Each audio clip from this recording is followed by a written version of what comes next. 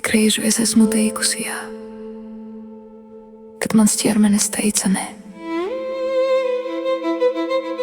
Cik reižu esmu palikusi, kad dvēsele jau bija aizgājusi. Cik reižu esmu smaidījusi, kad iekšā kaut kas klusi raudāja. Es ilgi domāju, ka jā ir mīlestības valoda, ka pielāgoties ir būt labai, ka piekrist ir būt mīlamai, bet es maldījos. Jā, kas dzimst no bailēm, nav mīlestība. Tas ir lūgums, nepamet mani. Jā, kas dzimst no pienākuma, nav dāsnums. To ir maksa par to, lai mani turpina mīlēt. Patiesa mīlestība nelūdz man izzust, lai sevi pierādītu. Es esmu mācījusies. Nē, nav durvis, kas aizveras. Nē, ir durvis, kas atveras uz to telpu, kurā vēl esmu es. Kad es saku nē tam, kas mani iztukšo, es saku jā tam, kas mani piepilda. Kad es saku nē tam, kas man neder, es saku jā tam, kas patiesi ir mans. Nē, nav agresija, nē, nav nodevība, nē, nav egoisms.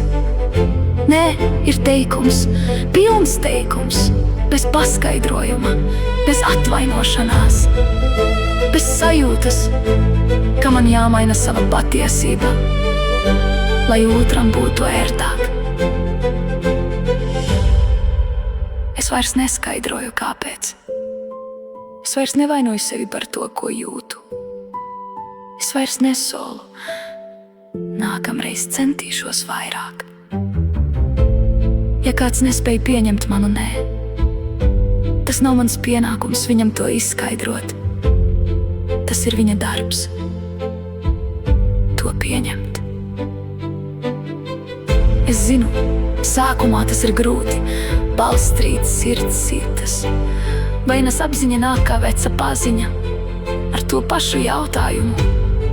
Vai tiešām vajadzēja būt tik augstai?